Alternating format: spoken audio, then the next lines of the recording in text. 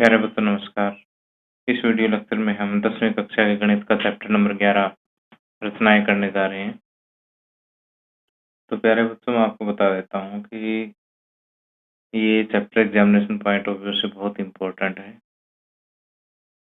और जो बच्चे अपने आप को गणित में थोड़ा सा कमज़ोर महसूस कर रहे हैं उनको ये चैप्टर करना बहुत ही ज़रूरी है, क्योंकि सबसे आसान चैप्टर है ये मैथ का और इसमें सिंपल सी रचनाएं करनी है और हर रचना के बाद 2 या 3 लाइन में छोटी-सी टिप्पणी देनी है, जो कि लगभग सवालों में एक जैसी ही है।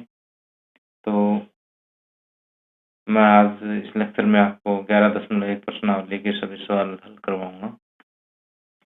तो शुरू में थोड़ा-सा इंट्रोडक्शन दे देता हूँ कि इसमें 2 टाइप के सम हैं। जो पहली टाइप जो है, उसमें आपको एक रेखाखंड दिया होगा। तो उस रेखाखंड को दिए गए अनुपात में, जैसे मान लिया कोई भी अनुपात दे दिया, जैसे 3:4 है, 3:8 है, 5:8। तो इस तरह से किसी रेखाखंड को एक दिए गए अनुपात में विभाजित करना जो है पहली टाइप का क्वेश्चन है। और दूसरी टाइप के क्वेश्चन में जो है आपको पहले एक त्रिभुज बनानी होगी और फिर उस त्रिभुज के समरूप में एक अन्य त्रिभुज की रचना करनी होगी। वो समरूप त्रिभुज जो है दिए गए त्रिभुज से दिए गए त्रिभुज से बड़ी त्रिभुज की रचना भी हमें करनी पड़ सकती है और इससे छोटी त्रिभुज की रचना भी हमें करनी पड़ सकती है। तो जो है आप समझ गए होंगे कि हम यहाँ पर 2 टाइप के सम करेंगे। एक तो रेखाखंड को दिए गए अनुपात में विभाजित करना और दूसरा एक दी गई त्रिभुज के समरूप एक अन्य त्रिभुज की रचना करना। तो आइए प्रश्नावली शुरुआत करते हैं।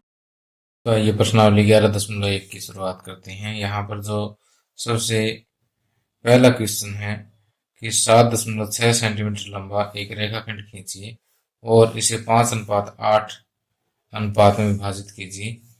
दोनों भागों को मापिए और सभी सवालों के लिए ऊपर एक इंस्ट्रक्शन दी है कि निम्न में से प्रत्येक के लिए रचना का औचित्य भी दीजिए। तो कहने का अर्थ ये है कि हमें यहाँ पर एक रेखाखंड जिसकी लंबाई 7.6 सेंटीमीटर है उसको 5:8 में विभाजित करना है और जो हमने विभाजन किया है उसका औचित्य भी देना है, यानी उसको समझाना भी है कि किस तरह से विभाजित हुआ है। तो इसके लिए जो है सबसे पहले एक 7.6 सेंटीमीटर लंबा रेखाखंड हम लेते हैं। तो यहाँ पर देखिए कि यहाँ 0 से लेके 7, 7.5 और ये 7.6, यहाँ पर 7.6 आ जाता है। तो 0 से लेकर के 7.6 तक मैं एक रेखाखंड ले लेता हूँ और उस रेखाखंड का नाम मैं ए बी दे देता हूँ। ओके, अब देखिए इसे दिए गए अनुपात में बांटने के लिए हम क्या करते हैं कि यहाँ बिंदु ए पर मैं एक न्यून कोण बनाता हूँ। कैसा कोण बनाता हूँ? न्यून कोण। और एक किरण ए एक्स की रचना कर लेते हैं यहाँ पर। तो अब देखिए कि यहाँ पर रेखाखंड ए बी जो 7.6 सेंटीमीटर लंबा है उसको 5:8 में डिवाइड करना है। तो अब इसके ऊपर हम 5 + 8 13 एक जैसे रेखाखंड जो है वो काटेंगे। तो इसके लिए जो है मैं प्रकार की हेल्प लूंगा। तो प्रकार जो है आपके पास बिल्कुल टाइट और पेंसिल बारीक होनी चाहिए। तो उसके लिए जो है आपने क्या करना है, मदद लेंगे और प्रकार की हेल्प से बिंदु ए से शुरुआत करके हम 13 एक जैसी लंबाई के रेखाखंड खींचेंगे। जैसे 1, 2, 3, 4,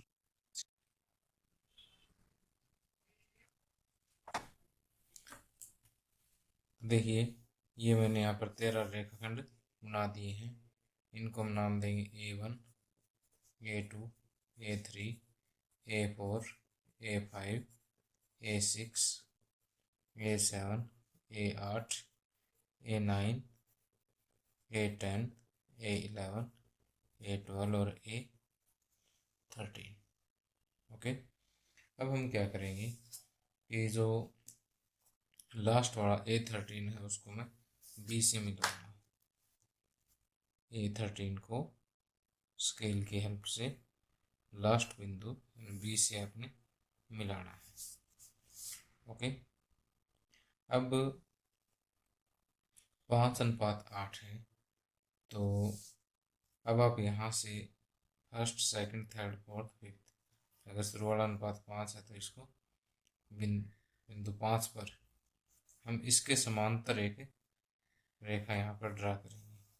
और समांतर रेखा ड्रा करने के लिए हम क्या करते हैं कि पहले ये वाला कोण मापते हैं प्रकार की हेल्प से। देखिए समांतर रेखा कैसे ड्रा करते हैं। यहाँ से एक अपने ऐसे एक चाप लगानी है, वही A5 पर आपने चाप लगानी है, उतना ही खुला प्रकार रख के फिर आपने प्रकार को यहाँ से इतना खोल लेना है जितना ये लगा हुआ है।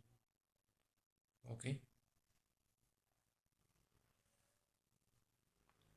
इतना मापने के बाद आपने यहाँ पर एक चाप काट देनी। अब देखिए जितनी ये चाप है उतनी चाप हमने ये काट ली है। अब A5 और इस चाप को हम आपस में मिला देंगे।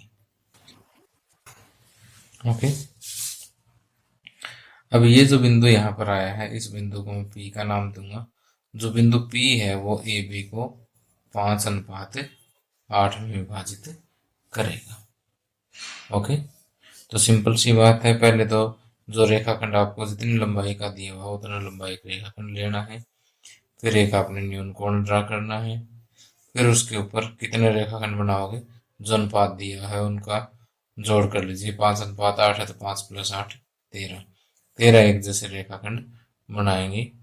फिर लास्ट वाले को इसके लास्ट बिंदु बी के साथ मिला देंगे। उसके बाद पहला अनुपात देखेंगे 5, तो 5वें बिंदु से इस रेखाखंड के समांतर ही एक रेखाखंड हम और ड्रा कर देंगे। ये जहां जाकर के मिलेगा वो बिंदु क्या करेगा, दिए गए रेखाखंड को 5:8 में डिवाइड करेगा, विभाजित करेगा। ये रचना तो हमने कर ली है। अब हमें इस रचना के चरण भी लिखने होंगे।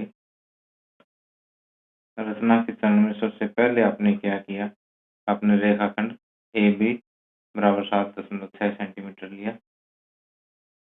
रेखाखंड AB बराबर 7.6 सेंटीमीटर लिया। उसके बाद आपने क्या किया, AB रेखाखंड पर कोई बिंदु A से एक न्यून कोण बनाया।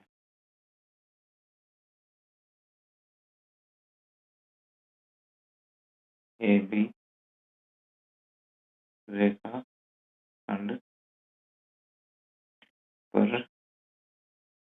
बिंदु A से एक न्यून कोण BAX बनाया। अब AX पर हमने 13 एक समान रेखाखंड बनाए। किरण AX पर 13 एक समान रेखाखंड बनाए। कौन कौन से बनाए, A1 बराबर A1 A2, A2 A3, A3 A4, A4 A5, A5 A6, A6 A7, A7 A8, A8 A9, A9 A10, A10 A11 A11 A12 A12 A13। ठीक, तो अब आगे फोर्थ स्टेप में हमने क्या किया कि A13 को B से मिलाया, A13 तथा B को मिलाया। ये मिलाने के बाद हमने क्या किया कि इसी के समांतर रेखाखंड A5P बनाया।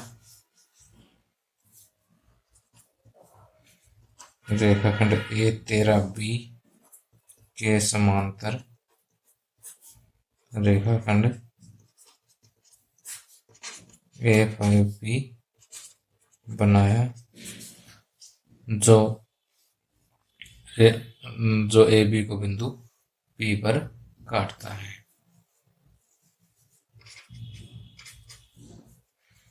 जो AB को बिंदु P पर काटता है। अब बिंदु P दिए गए रेखाखंड AB को 5:8 में विभाजित करती है।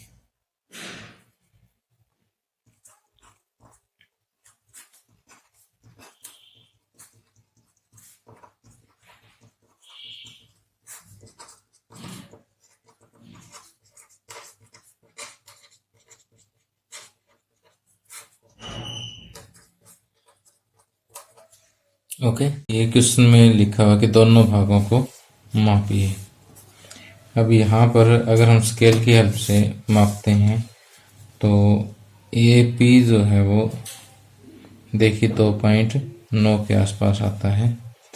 मापने पर AP जो है 2.9 आता है, तथा PB जो है वो देखिए ये लगभग 4.567।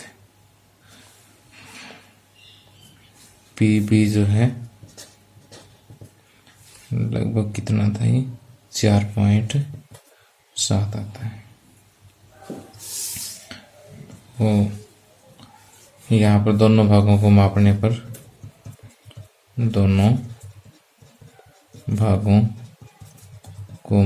पर AP बराबर 2.9 सेंटीमीटर तथा PB बराबर 4.7 सेंटीमीटर आएगा। अब यहाँ पर रचना का औचित्य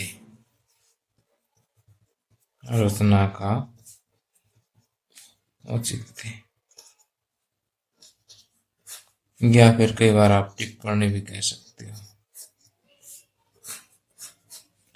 अब रचना को औचित्य देने से पहले मैं आपको एक चीज और समझा देता हूँ कि जैसे मान लीजिए कि हमारे पास एक त्रिभुज है। इस त्रिभुज की एक भुजा, फॉर एग्जाम्पल ये भुजा ले लेते हैं। इस भुजा के समांतर अगर हम एक रेखाखंड इस तरह से खींचें कि वो अन्य दो भुजाओं को अलग अलग बिंदुओं पर काटता है, तो ये रेखाखंड क्या करता है कि दोनों भुजाओं को समान अनुपात में डिवाइड करता है। जैसे ABC, ये D और ये E। तो देखिए दोबारा से हमने क्या किया है कि ABC एक त्रिभुज है, इसके भुजा BC के समांतर हमने एक रेखाखंड DE लिया जो AB और AC को अलग अलग बिंदुओं पर प्रतिच्छेद करता है। तो AD बाई DB बराबर AE बाई AC होगा। ये आधारभूत समानुपातिक प्रमेय है, हमने चैप्टर 6 में पढ़ी थी, थ्योरम नंबर 6.1 है, इसका यूज करेंगे। तो अभी सिर्फ आपको इतना सा रिजल्ट याद रखना है, अभी आपको वापस छठे चैप्टर पे जाने की जरूरत नहीं है। तो अब देखिए कि हम बात करें यहाँ पर त्रिभुज A13B में। त्रिभुज A13 B में क्या है कि B A13 समांतर है PA5 की। अगर ये समांतर है तो ये पार्ट बटे ये पार्ट बराबर है ये पार्ट बटे ये पार्ट। तो क्योंकि देखिए ये बीपीटी लगा दी हमने, आधारभूत समानुपाती प्रमेय लगा दी कि इसके समांतर ये है, तो ये रेखाखंड क्या करेगा, बाकी दो भुजाओं को समान अनुपात में डिवाइड करेगा। तो इसका मतलब इस त्रिभुज में ये समांतर है इसके, इसलिए A5 बटे A5 A13 बराबर AP बटे PB होगा। तो ये देखिए क्या है, 5 और आगे 1 2 3 4 5 6 7 और 8, ये पार्ट 5 और ये 8 है। तो AP बाई PB किसके बराबर होगा, 5:8 के बराबर। तो AP अनुपात PB बराबर 5:8। ओके, इस तरह से हम इस रचना को औचित्य दे सकते हैं।